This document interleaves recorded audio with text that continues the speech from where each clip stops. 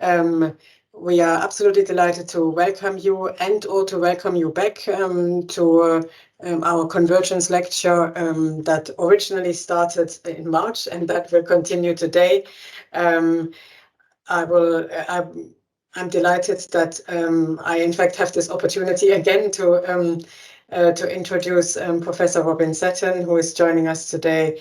Professor Setton, as many of you know, is a very well-known conference interpreter, a researcher, of course, a trainer, translator, and author. Robin is of dual French and British nationality. He holds a PhD in applied linguistics from the Chinese University of Hong Kong and postgraduate degrees, plural, in conference interpreting from the ESIT and in translation in Chinese studies, in linguistics, from a number of universities in Paris, in fact. And if I get this right, Robin, you have been a conference interpreter for over 40 years and working between English and French, as well as from German and also from Chinese, for many international organizations, for private sector, for the media. You've been working as a subtitler, as a translator of literary, economic, and many other texts. And as I said, Robin has been working as a trainer, course designer for interpreting, for many interpreting schools throughout Europe and Asia, who have drawn on his experience and his advice. His main research interest, and again, this doesn't really need an introduction, but his main research interest is pragmatics of cross-lingual communication, and in particular, of course, the relevance theory framework. More broadly, the relationship between cognition, culture, communication, and of course, as somebody who is interested in interpreting, in relevance theory, and in AI, I'm absolutely delighted that you have agreed to come to speak to us as part of our convergence lecture and to talk to us about artificial communication and the limits of AI in our field. So the floor is yours. The connection looks much better than last time. Fingers crossed. Thank you, Sabine. Hard to know how to respond to that. Of course, I know that you yourself are a big name in modern technology and interpreting and translation, well known, and I think collaborating with the European Parliament for many years, and that you have a center there where artificial intelligence, machine translation, machine interpreting seem to be quite present. So I hope I was kidding with your colleague Orasan, Constantine Orasan, just now, saying that it doesn't matter if you miss this part of the lecture, all he has to remember is that if he takes the conclusion seriously, it should completely destroy his career, because I'm a neo-Luddite and extremely skeptical about machine translation and interpreting. But that's a joke, because of course it won't. But I won't say the bottom line now. I'll go straight into my slides. There are rather a lot of them, so I may jump some, but don't worry. Some of them are too long to be read out, so I may jump some slides for the sake of time. But don't worry, because I'll send them along to the Center for Translation Studies, and anyone can consult them. So trying to get the hang of this Teams. We had a practice session. Right, artificial communication, the limits of artificial intelligence. Right, that's a rough preview of the structure. I'm going to talk about the history of machine translation, machine interpreting very briefly, the new AI spring, the big buzz, the reception, but the challenges that machine translation interpreting face, even those as recognized by the designers, in spite of the hype.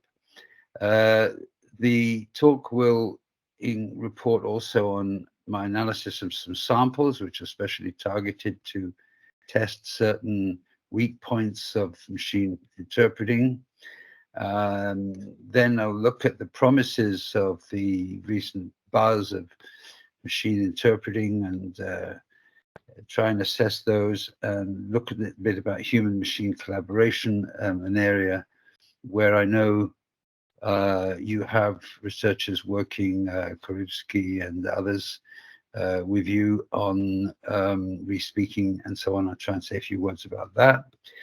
And discussion, hopefully time for Q&A. So I'm going to accelerate a bit. I wanted to ask three questions. Not only can we move to machine interpreting or machine-supported interpreting? What would it take for an AI system to meet human expectations of interpreting? Because that's going to be coming back over and over. That's my main criterion. After all, it's designed for humans to interpret between humans, so we have human expectations. What are the prospects of that in the current paradigm?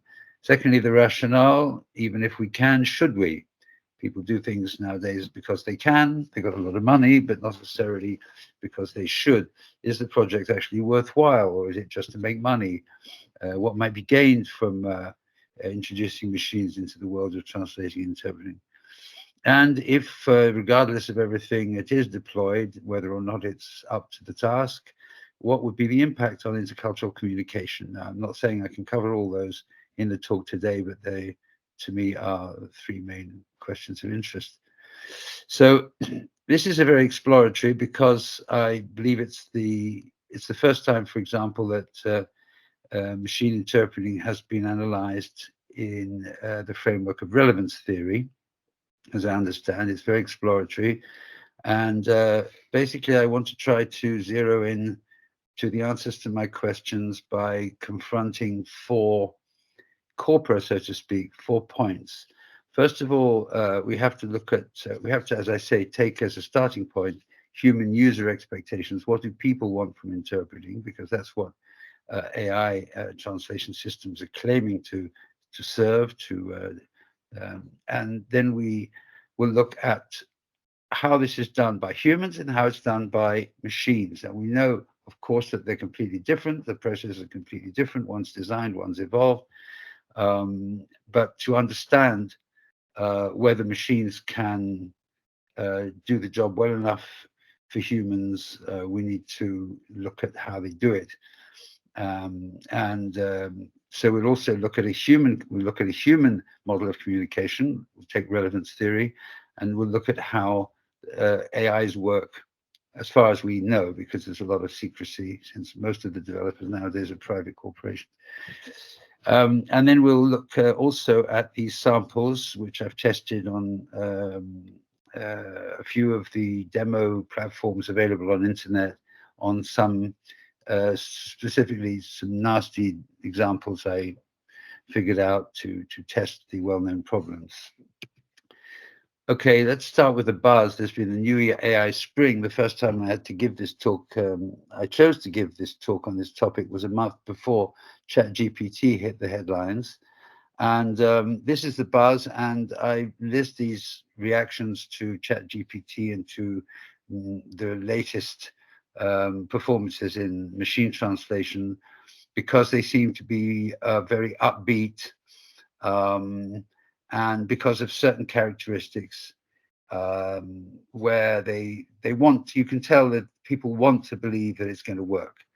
But at the same time, there's some underlying assumptions in it. For example, when they say better than nothing, I find that quite offensive as an interpreter and translator, human interpreter, because it's not the option, it's not nothing as far as I know, there's us.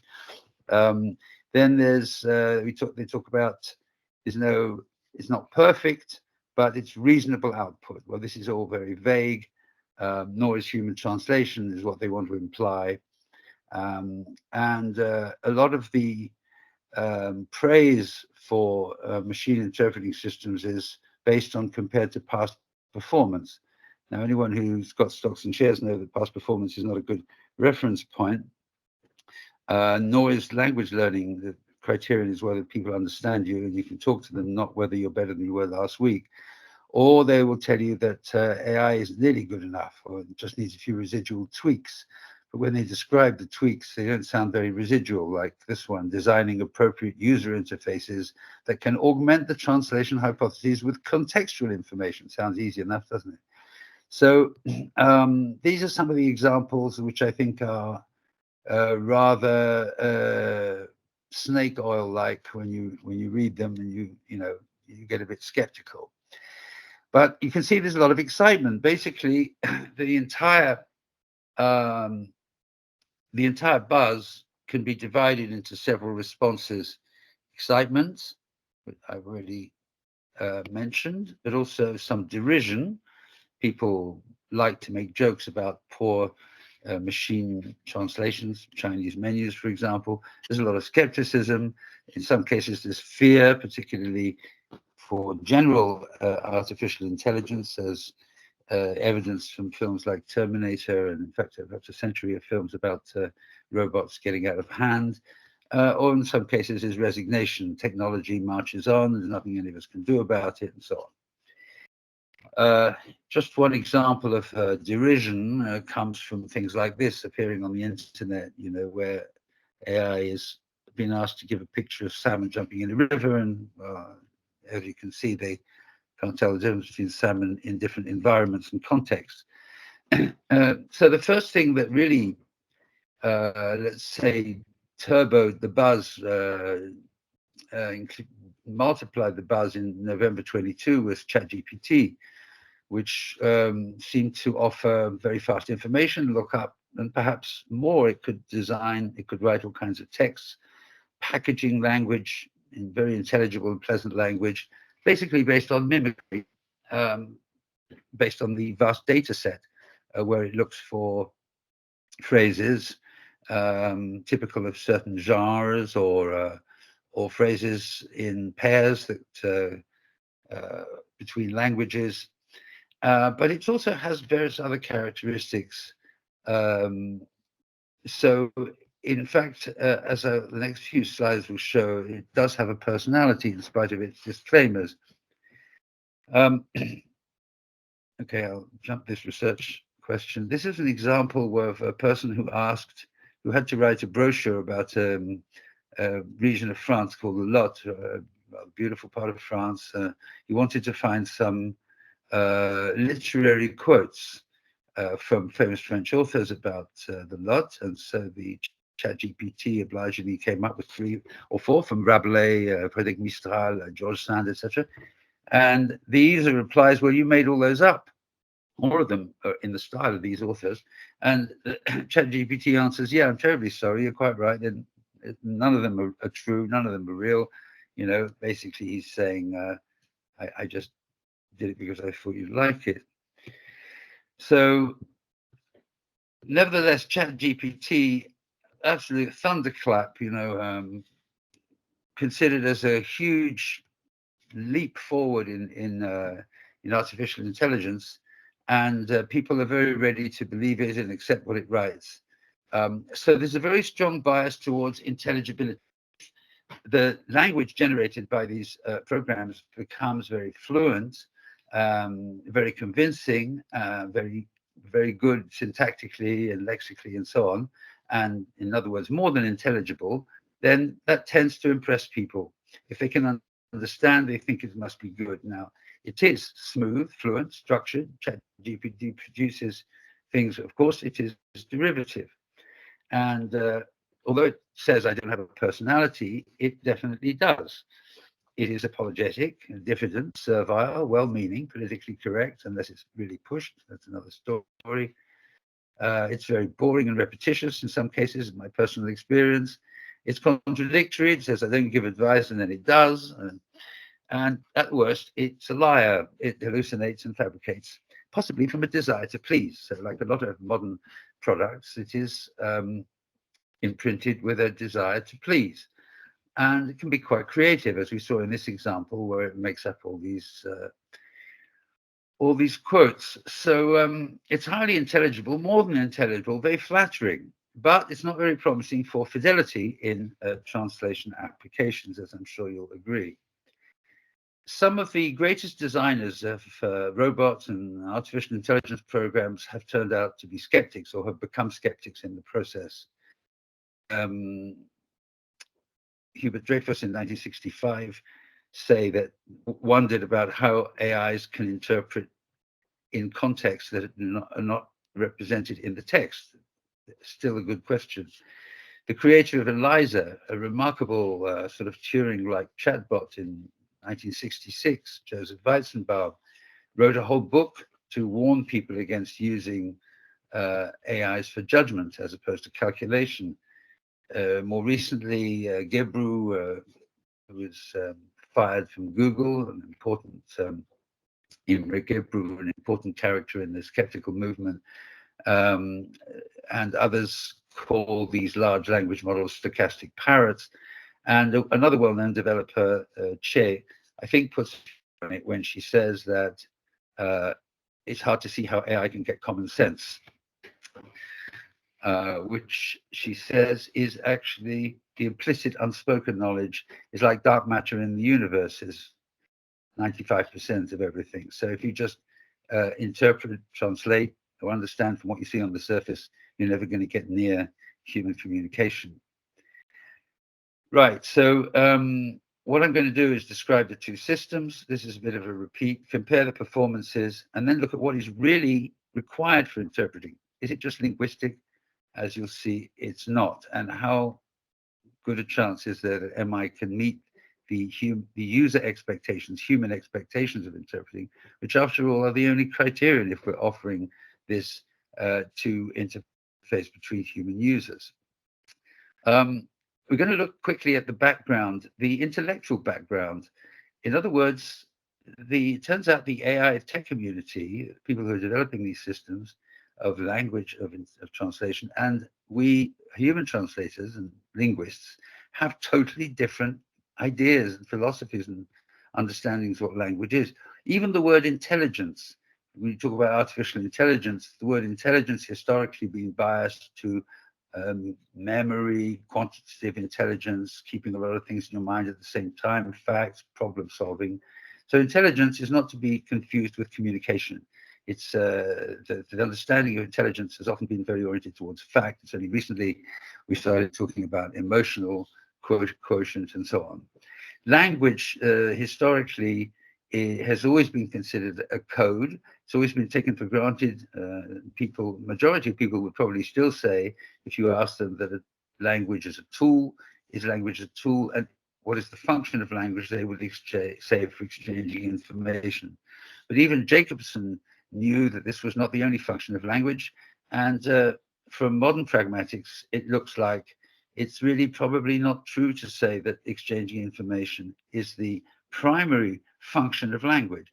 Most of examples, whether it's politics or advertising or just people talking to each other, seem to show that language is more an evolved way of trying to expand your environment, to influence others. In other words, more like Jacobson's persuasion than information, where information is brought in to support the persuasion in arguments, whereas pure facts can be conveyed by all kinds of other methods, in quantitatively, in numbers, and in text rather than speech and so on. Finally, what is translation? Well, the tech community seems to have just assumed, and this is very important to the general thrust of this whole talk, they seem to have assumed that translation is just another task that up to now has been tedious and boring, and of which we have to be relieved. It's a case of drudgery, and humans have to be able to be relieved of translation. It's a boring task, it's difficult, and we want machines to do it for us. Well, this, I'm sorry, rather reflects a monolingual culture, which is where, of course, the leading AI techs come from. And it's rather a shame from a cultural point of view. So if we really are going to accept that intelligence is communication, and that language is a code and it's just a tool for exchanging information and translation is just a task, well, fine. We don't have to, we can leave all of translation and language to machine interpreting. So you see there's two cultures, like C.P. Snow wrote in that famous paper in 1959, where he deplored the ignorance, the mutual ignorance between the scientists of his day and the artists of his day, or the humanities of his day. We see that it seems that these two conceptions of language are the result of a split. Back in the 60s, this mega science emerged, this meta science, cognitive science emerged, which seemed like very good news, bringing together anthropology, computer science, linguistics, philosophy, and psychology. And they all agreed, whatever it meant to them all, perhaps meant something different to the scientists from these different traditions, that all the human mind could be considered to be computational. They all agreed on that word. But then it seems that linguistics, for example, split into two cultures. It's as if one half of linguists married anthropologists and went off to study ordinary language, human language, Grice, pragmatics, Austin, and so on. And the other half married computer scientists and became computational linguists. And those held on to a code model of language, which frankly often seems to go back to before the cognitive revolution, to behaviorism. And indeed, these language models are trained on a reward model, which was a characteristic of behaviorism, Skinner, and so on. So, whereas the other branch has, over the decades, moved towards a quite different model of language, that it's largely based on inference, the way we communicate, and dependent on context. So we have two conflicting models of language and communication. This summarizes most of what I've just said.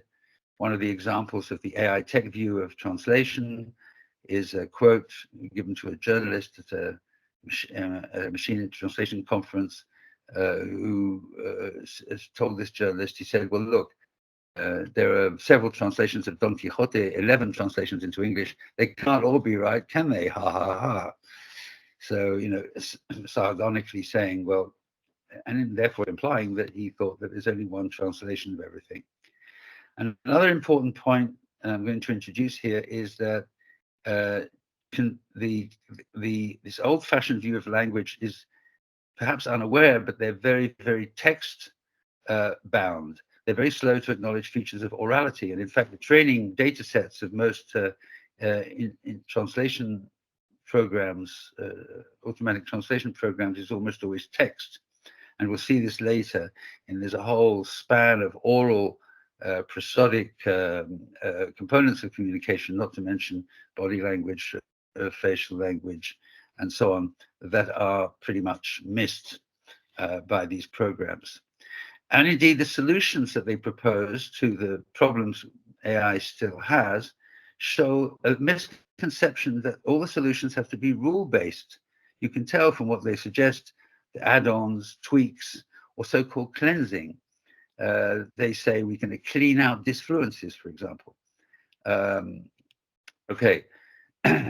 This is, don't have to look at that in detail, but the way that MI experts who have been invited to conferences talk to interpreters about language shows that they sort of just discovering things that people who are on the coalface, who work with language, know as, breathtakingly obvious.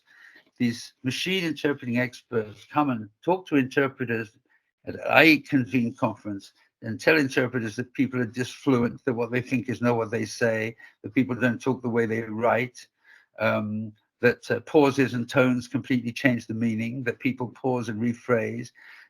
They wonder how to filter out the fluff that isn't relevant to the discourse. They say humans are surprisingly adaptive.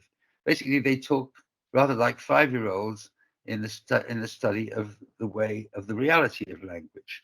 And this is rather concerning. Okay, this summarizes what I've said before. So just to introduce the difference between the two machines, the two cognitive devices. Human translation device is evolved. It's evolved cognition, probably modular. It's embodied. And language comprehension, use, perception, memory, inference, and meta-representation. Whereas the machine bases what it does on patterns and pairings extracted from a large corpus of human language products. Short history of machine translation. I don't think I need to go into the details. You probably know them. It started with very rule-based systems. Computer power suddenly sprang forward in the 80s, and that moved us into big data and the neural network age. And since then, these spectacular advances have been made whereby AI programs have beaten people at chess and Go, as you know, and this is what has stimulated all the optimism about what artificial intelligence can do when the neural network, neural array, learns by itself. And this has led people to believe that they will be able to learn and eventually get human-like capabilities. But this is still a leap of faith. The fact is that, and this can be seen as a cause of optimism or a cause of pessimism, that the designers of AI systems themselves do not know exactly what the neural networks are now doing, how they are learning, their actual operations, how they do what they do are now opaque to many of them. So they can, on that strength, on that promise, on that basis, sorry, promise emergent capabilities. But this is really still a sort of a leap of faith. Okay, let's try and move on. Not fast enough, but the state of the art of a machine interpreting or machine translation, machine interpreting system is still basically on a three-step model, a cascade model. The three steps are automatic speech recognition, machine translation, the central module, and then synthesis, because normally the translation goes to text, which is then synthesized into speech. There is one system I've learned about. Apparently, Google is developing a system called the Translatortron, where they will try to find a way to get it to go directly from speech to speech. Not quite sure why. Of course, they don't tell us because it's not open source, without going through text. So presumably they try to take into account melody and prosody and so on. But it's not testable and nor available on the internet for the moment. So it's still this three-step process. Now, these are the current challenges of the difficulties being faced by current systems, all current systems. And I've compiled all the things that the sources I found, the many sources I found, have listed that they admit to having trouble with. This is in the first speech recognition module. They recognize that the systems have trouble, especially with all those things on the left. Noise, of course, emphasis, volume, people wearing masks, dialects, accents, segmentation, for example, let's eat grandpa and let's eat grandpa and so on. Oral ambiguities, such as when you police a guide to police action, get behind a car and change a tire, ambiguity. Then idiolects, loose grammar, loose phrase choice, including non-native speakers. Obviously, non-native speakers are a problem. Acronyms, especially when they're made up by the company you're working for. Also, recent slang, the lexicon of the most AI systems has trouble keeping up with the latest slang. And the thing that they call disfluencies. The suggestions for tweaks and so on that are going to resolve all these things are given on the right. In some cases, just improving the microphone or widening the data set is one of the most common answers. Expose it to more information. And in the case of disfluencies, repetitions, corrections, people talk about adding a cleanser. This is what I was talking about. But this is a serious problem, I think, in deciding what is dirt and what is useful, like little markers and things. Okay, then, of course, interruptions. So all these things are challenges just to getting the machine to recognize ordinary speech. Now, in the central module, the challenges are fairly well known. Also, ambiguities of words and of sentences, different word orders. Most languages allow for several different word orders, but some carry particular meaning or implicit meaning when you have a marked word order. For example, what do you think of this painting? Picasso, it is not. It's not the same as saying it's not Picasso. Marked structure, then named entities. Those are particularly tricky where they're used metonymously, and we're going to see this later. Various informal expressions and idioms. The key example being creative metaphor. There are rare words, and as I say, corporate specific words also are not recognized in their specific meanings unless they've been learned specifically. But again, you can have a targeted, you expose the program theoretically to a targeted data set, which is specific to a certain company. That's not insuperable. A customized training module. Misspelled or misused words. Some of these things are you can see fairly simple mechanical solutions like autocorrect, easy fixes. Sarcasm, irony, and humor are more difficult, as you can imagine. And they've introduced a thing called sentiment analysis. But if you look it up on, if you research that, you'll find that it's rather primitive and crude and rather circular. Certain phrases are recognized as expressing a certain sentiment, but that's rather primitive. Then in simultaneous interpreting, they consider latency to be a problem because they say simultaneous interpreters are behind by, let's say, a few seconds.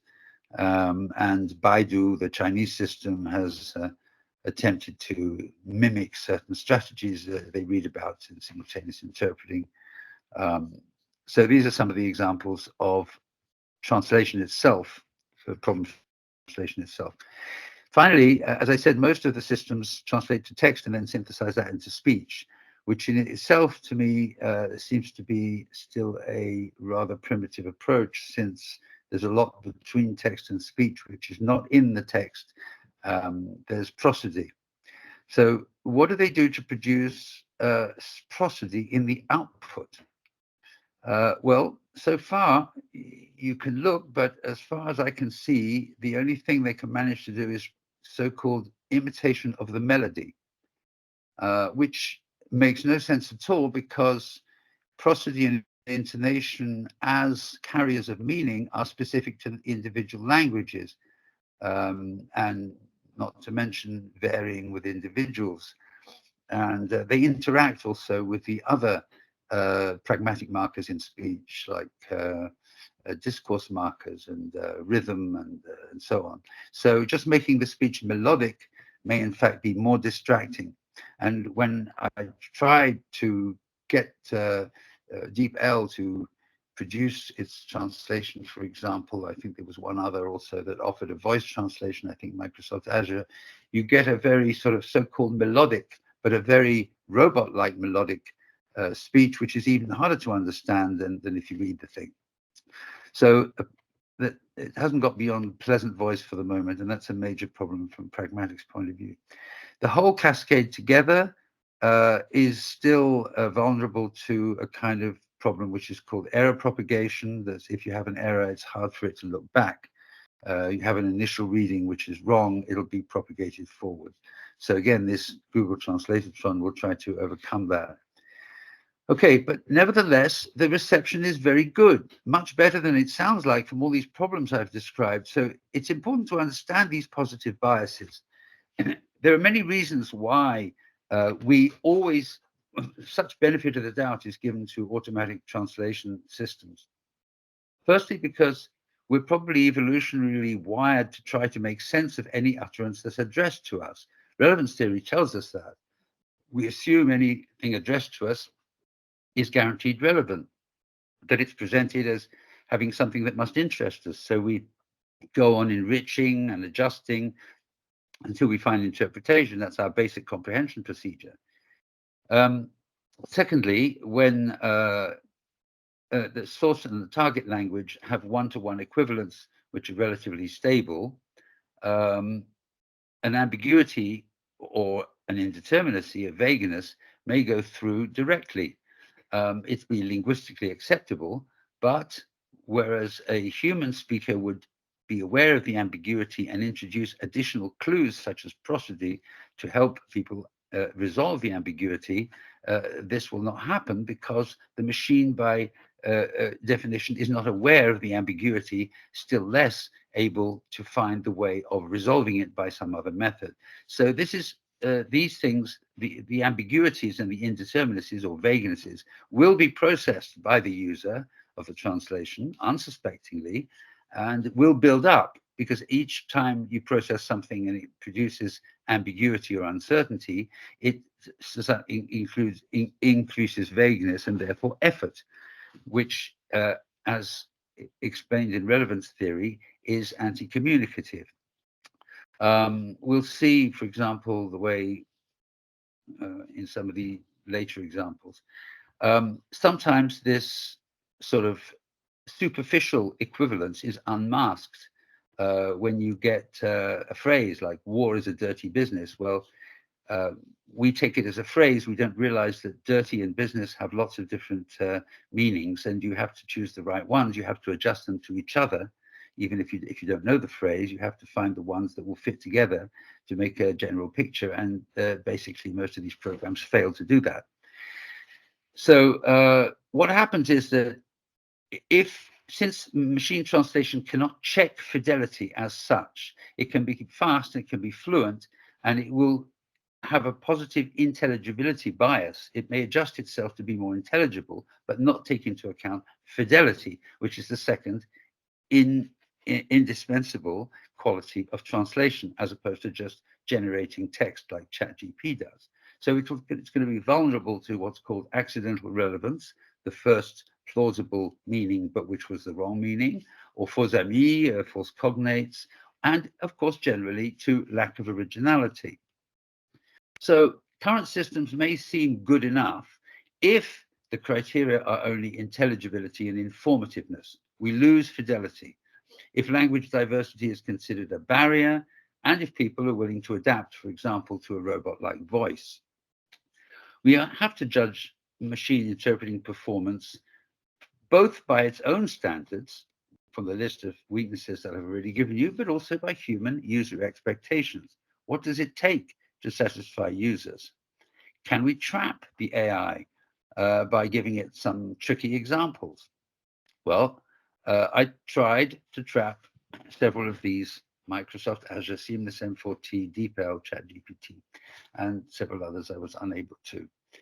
These are a number of the things which I tried to trap it with. And here's a first example. I invented a sort of colloquial business meeting type of speech. It's rather idiom heavy. Microsoft Azure allowed me to input it as voice. So it starts off, "Hi, all right, everyone's sorted and comfortable. Most of us are family, but there are a few visiting firemen, so perhaps we should go around the room just to break the ice before getting down to brass tacks." Okay, it was a bit idiom heavy, I must admit. So I'm sure we'll have a chance to catch up later, but for now, we need to make sure we're all on the same page before we get into the nitty-gritty. I'm not here because I had nothing better to do on a Saturday afternoon. So first, as I told our friends at First Provincial, we're not applying for this loan because we have doubts about the viability of the project, obviously. The numbers are in, accounts have been quite clear, they see no particular clouds on the horizon, but make no mistake, obviously there's a lot to be taken care of and we're not sitting on our hands. So let's get stuck in. Okay, that's the part from which I took the examples. I've left the other languages because part of the fun of being a translator is that you know some other language. So I hope some of you will find one language at least that you can see. It's rather, I expected the performance on idioms to be a little bit better. You know, in French, sorted comes out as sorted, and the other meaning as in triage. Most of us are family. It doesn't even get the grammar right. It says we have family. It talks about visiting firemen as the German does. It really tells you that there are some firemen who are on visiting. And as for getting down to brass tacks, well, anyone who knows French and German can see. The other thing in this in the ambiguous sentence, the one that says, we're not applying for the loan because we have doubts about the validity of the project, obviously.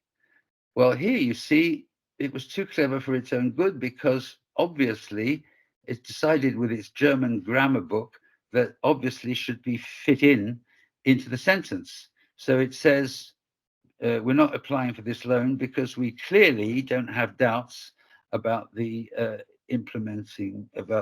feasibility of the project. So it really doubles down on its error. So in some cases, of course, these ambiguous sentences sort of half go through. We'll see that in a moment. I gave you the example of war is a dirty business, just to show that in some cases I put it in 2 or 3 times and it did better the second time, so it can learn. I'm not sure if it actually does learn when you test it on internet, but in Chinese, the first attempt at war is a dirty business translated business as commerce, and then it was corrected. Okay, here's some of the examples of I'm not here because I had nothing better to do on a Saturday afternoon, which conveys irony. If you put a comma after ich bin nicht hier, weil, comma after here, obviously it sounds as if really the person is saying I am not here. And it's interesting because in Chinese, something different about the syntax ruled this out. So the sentence in Chinese actually starts, I am here, which really shows that either it was recognized or the syntax ruled out the contradiction somehow. So that's quite interesting. Whereas the other 3, well, I don't think they really go through in those languages as they do in English, because probably this marked structure is just not used for irony, or perhaps just the English like irony so much that they use a lot of things to express irony which are not used, or sarcasm which are not used in other languages. So this is the same for the other second ambiguous sentence. We're not applying for the loan because we have doubts. And that's where the German, as you see at the end, put in, we are not applying for the loan because clearly we have doubts. So that's obviously the exact opposite of what he means. Okay, this is just an example, I mean, where you can play around with to show that these programs are not at all sensitive to intonation differences. Now, this is just one example of a big problem which somehow they're going to have to solve if they're going to do interpreting, because it's speech. As you can see, and now is the winter of our discontent. That would be, as it were, the classic meaning of now at this time. Now you tell me why you're here. Okay, that's flat. It's could be several possibilities. So that's a vague use of now. I've told you where I was on Sunday night. Now you tell me. So you're married. Now you tell me. Now you tell me you were at home when. Now we can't be sure, but. And the final one, now, don't take offense, which is rather like, there, here's a Kleenex. So as you can see, you know, it's just a tiny look into the enormous variety of nuances. Some of these are discourse markers now, some of them are epistemic nows, some of them are straightforward nows. They all have different meanings, implicit meanings and partly explicit meanings, a mixture of the two, as described in relevance theory. The implicature and explicature to be drawn from them being the result of not just intonation, not just a conventional use as a discourse marker, not just context, not just the rest of the sentence or co-text, if you like, but an interaction between all of those different things. And that's where I find it difficult to see how AI systems are going to be able to beat that one. So some more examples. French toujours can mean always or still. These programs are not sensitive to context. I would think that's going to be slightly easier to achieve than being sensitive to intonation. But for example, tu prends toujours le même train pour aller au travail, a question, do you always take the same train to go to work, would not really be the choice if context was, I saw Salazar, I haven't seen him for 20 years, and I asked him, do you toujours take the same train? Anybody would say still, not always. So these programs did not respond to those rather strong contextual clues. In the case of the kitchen garden, which is still smaller than the neighbors, to say it's always smaller would be a bit weird, and that would be based on a knowledge of a world knowledge of the behavior of kitchen gardens. Kitchen gardens are not big on one day and small on the next day. But how would you encode that and make that knowledge available to an algorithm so that it could, and how would it know when to apply it in order to choose between still and always? Okay, these are the more examples of prosody. I don't love you just because you were the boy next door. I don't love you just because you were the boy next door, and so on. Chinese, again, was unambiguous in this case. This doesn't mean that Chinese always performs better. Sometimes it performs worse in other cases. Okay, the hospital was sued by 7-foot doctors. That's a rather famous, funny headline. And I'm afraid that even that trap the French fell into, was sued by 7-foot high doctors. 7-foot doctors or 7-foot doctors. Right? In some cases, the Italians dropped. In one case, Chinese definitely fell into the trap there. In some cases, it's interesting. Italian drops foot. Maybe somehow, sometimes, certain phrases, because they weren't recognized, the program perhaps gets suspicious and drops them just out of safety, which is quite a human behavior from interpreters also, but it might just be accidental. Another example, metonymy. Get into Cambridge, go to Hull. If sadly, Mary hasn't got into Cambridge, she'll have to go to Hull. Well, you have to have world knowledge about these places being universities. How are you going to get that knowledge in? How are you going to get the machine to recognize that and to disambiguate? The French doesn't do it. And the Chinese even didn't recognize Hull, not knowing Hull. They just put in Helsinki, but that's a very low-level mistake. Okay, same thing for metonymous use of accounts. In this context, obviously referred to the accounts department, referred to people. Perhaps you could solve that in an algorithm by saying that, telling it to look at the verb. If the verb is they see, perhaps the fact that it's animate might trigger a suspicion on the part of the machine, so to speak, something like that. But these are fixes that just here and there might work.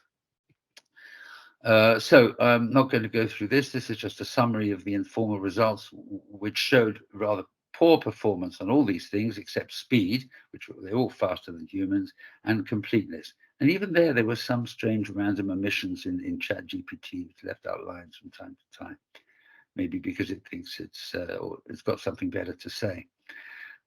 Okay, so the main weaknesses of the AI systems I tested were they were poor on idioms and proper names, but that's fairly soluble just by extending the training data sets. Just a question of more big data, more brute force, more power.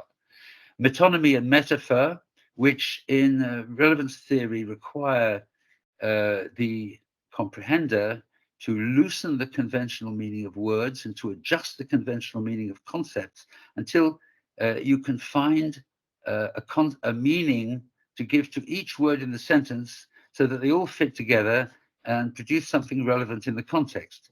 Now, that's a process described by relevance theory, which fits our pragmatic modules activity to make sense of what we hear when it's not all encoded. And it's very hard to see how that particular human pragmatic behavior, pragmatic procedure could be replicated in a machine. It is to me anyway, but then I'm not a techie. Same thing for sentence structures expressing irony. They basically fail on that. They're not sensitive to context or to prosody.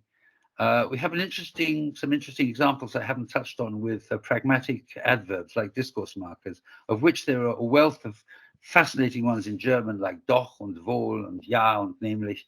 Okay, those sometimes go through, and in some cases into German they were added, which was quite promising. But these again were quite rare and may just be accidental.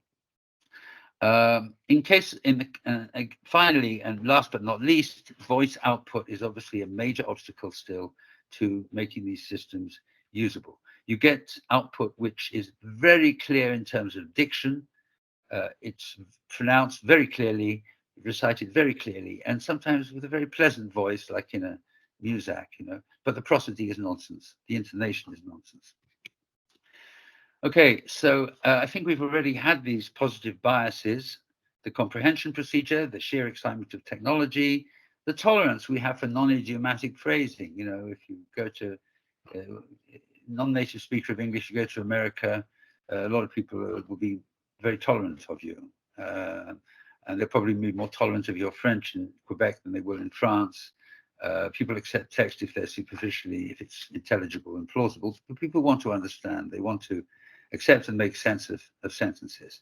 But if you do a lot of that cumulatively, basically the cognitive effects you're getting are gradually fading and being bleached and becoming weaker and weaker, whereas the effort you're making may be increasing. So in relevance terms, it's going to get to the point, if there's too much uncertainty, vagueness, unresolved ambiguity, too much voice that you can't really understand the prosody of, then it's going to build up until the cognitive effects drop beneath the threshold and the effort rises beyond and above that threshold, so that it's just no longer worth it. The people will turn off, put down their headsets, and say, well, I'll read the proceedings later. So that means that there's okay, what do I mean by an optimization deficit? Well, optimization is a concept that was introduced in our textbook, Setton and Doran, 2016. This is what interpreters have to do that goes beyond just the pragmatics needed to understand, to follow and understand and translate speech. You have to do all kinds of things, like sometimes toning down, sometimes explaining a little bit to bridge culture and so on.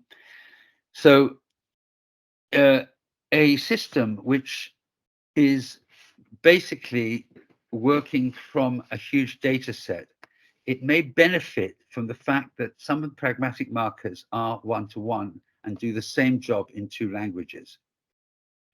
Pragmatic marking, according to relevance theory, is very pervasive. It goes through all language. And you would expect that if an AI has no pragmatic ability, it wouldn't manage at all.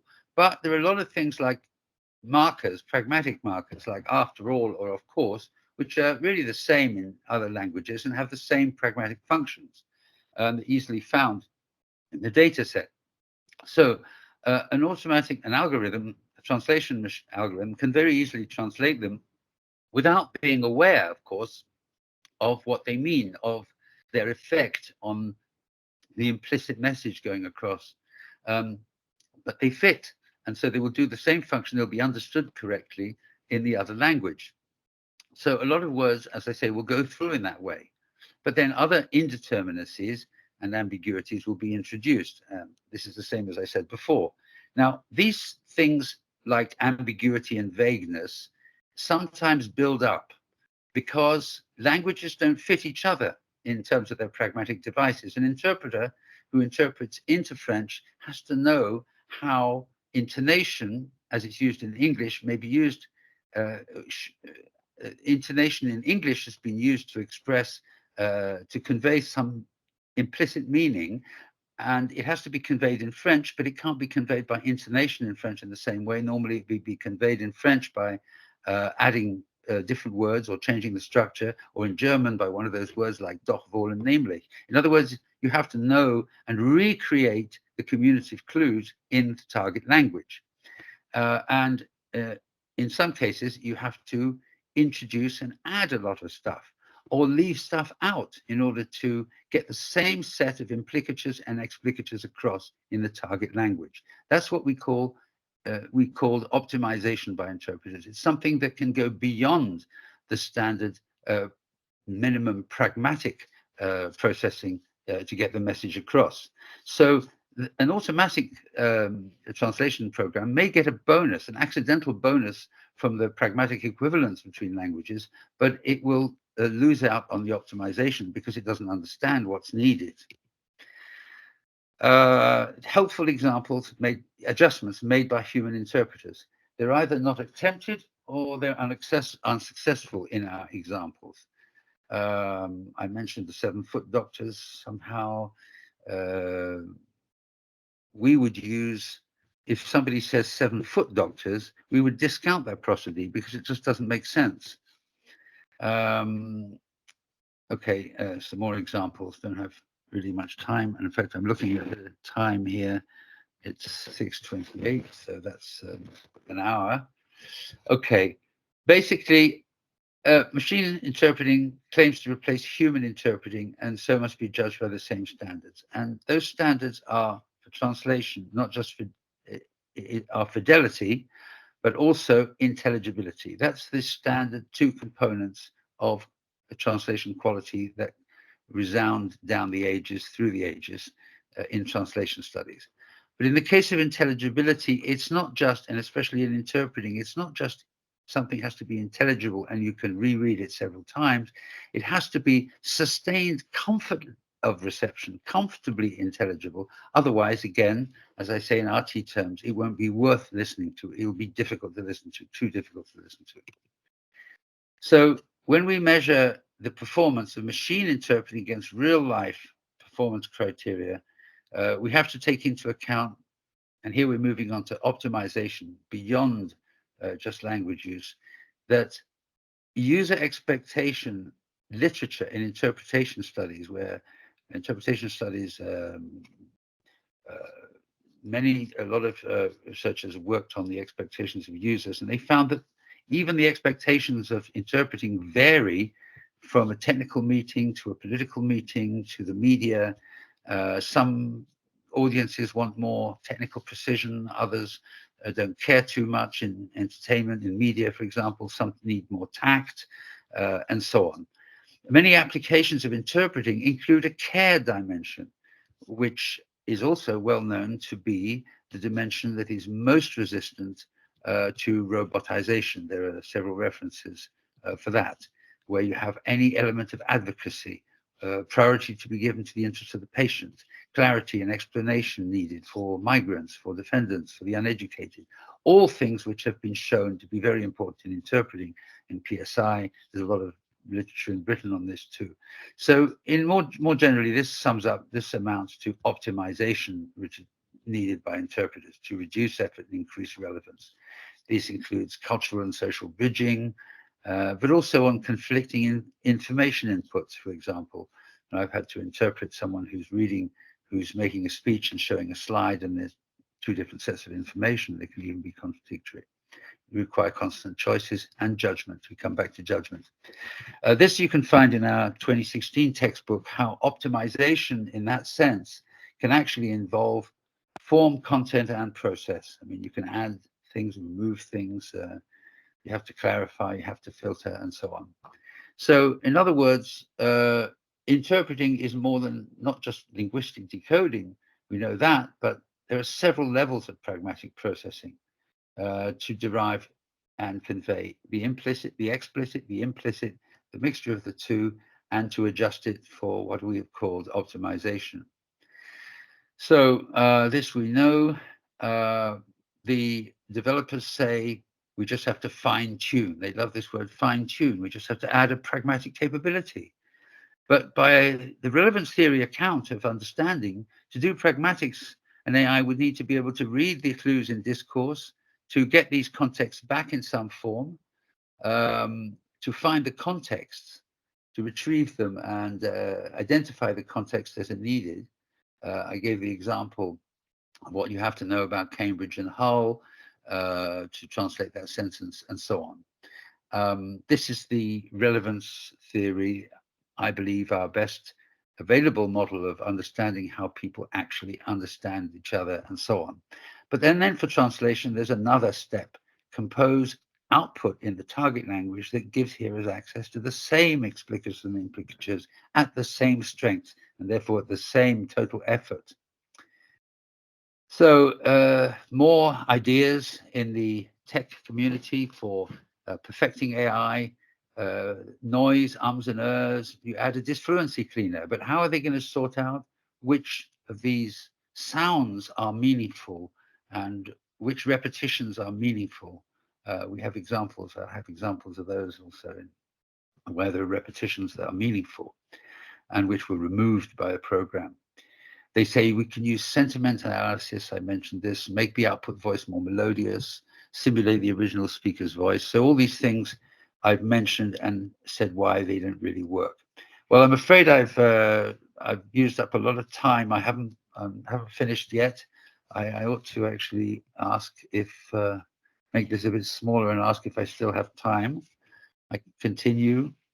Yes, I think so. I know you.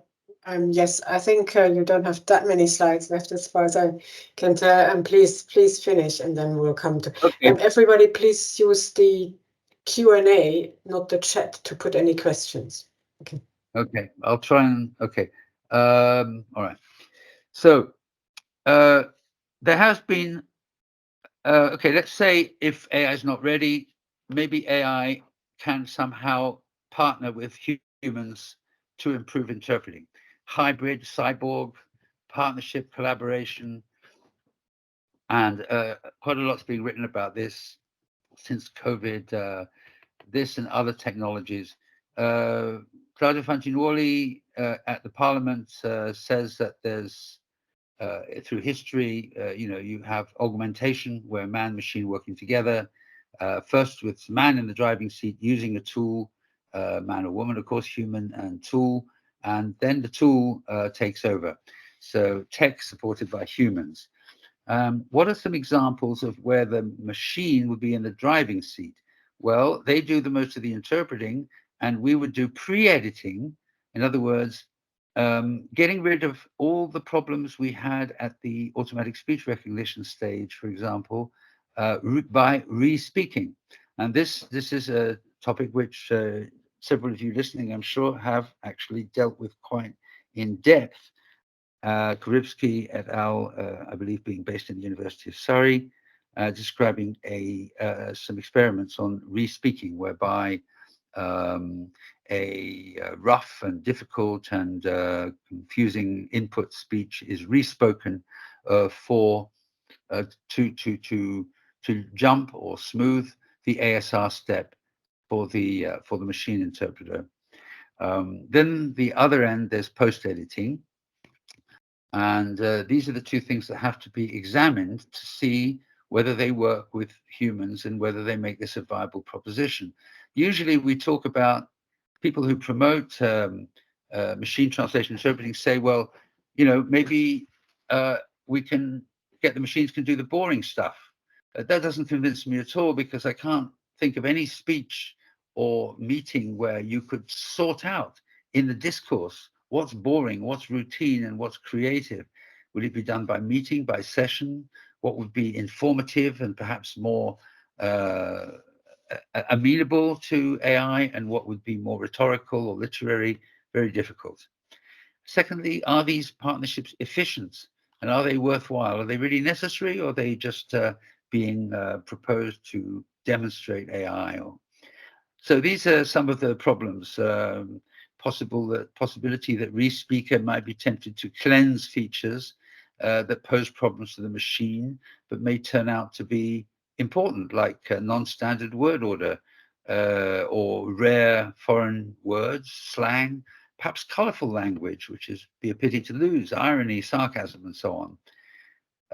It seems to me that this cleansing would be necessary and inevitable for all speeches, just to give the AI a chance to produce a faithful rendition. And I think that the price is too high to pay. In Karibsky 2022, the conclusions seem to confirm that there is an evaluation bias towards text-based and informative features, this positive bias I talked about, that oral features of language are still a major obstacle because the output they were obliged to use text output, so the evaluation can't cover voice output quality.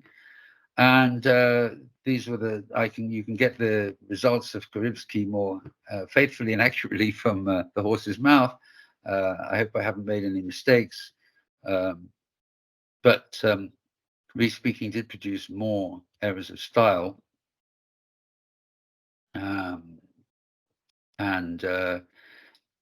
Than among interpreters, and interestingly, fewer effective editions.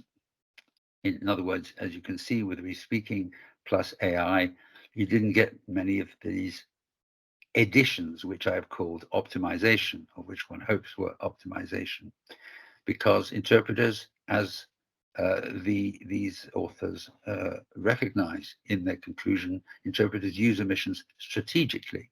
And this is what we call optimization.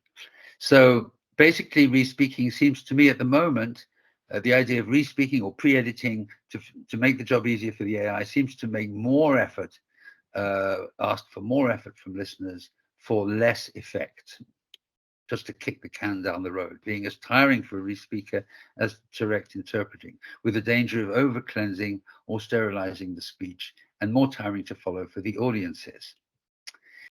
So I summarized these three questions: can we, should we, and will we? I should say that a lot of translation programs are extremely useful. I use them myself. I use DeepL now more than Lingue in many cases, because it's got such a large vocabulary, and in tourism and service industries, information-based, these are very useful. But the lack of pragmatic capability seems to be a giant obstacle, and the proposals for fine-tuning really don't seem to hack it. The obstacles of lexical coverage are minor obstacles. It's the specificities of spoken language are a major obstacle because data sets are still heavily text skewed, and voice output is still in its infancy. It's very hard to see how meaningful prosodic profiles could be generated. So there's a clash of values in a sense, because there's a bias towards intelligibility and to convenience. Don't forget, these are programs being sold in a capitalist economic system, and being pushed, sometimes at the potential risk of authenticity, because you see the possibility that narrowing something based on a past data set will have an inbuilt tendency to narrow and to work against originality, like when you're doing a search on Google and it looks, or an algorithm on Netflix, YouTube, or Pinterest, which drives you, orients you, steers you towards similar things. That's got an inbuilt a bias against originality and serendipity. And in this case, there's also a bias towards intelligibility at the expense of fidelity. So should we do it? As I said, profit is a motive, and there seems to be also techno faith seems to be a motive, and that may correspond with a loss of faith in ourselves and the belief that somehow technology must be better than us. But there are risks, not only the dilution, as I say, of intellectual exchange and of misinformation, but the risk that it'll be pushed on people and they will find it uncomfortable and they'll fall back on the lingua franca, on English, which loses linguistic and cultural diversity. We can't see how we can sort out the boring stuff and hive that off to the machines. It doesn't seem to be realistic in terms of how discourse actually is naturally structured. Re-speaking, I've described. More important, more sanely, it seems to me, would be to follow people like Che, who talks about common sense, like Weizenbaum and some of the other so-called skeptics who said, why not stay sober and recognize which tasks are better done by machines and which are better done by humans, and not consider necessarily translation as a tedious task, just another tedious task, as something that is cultural and pleasurable. I believe that people will prefer human voices, and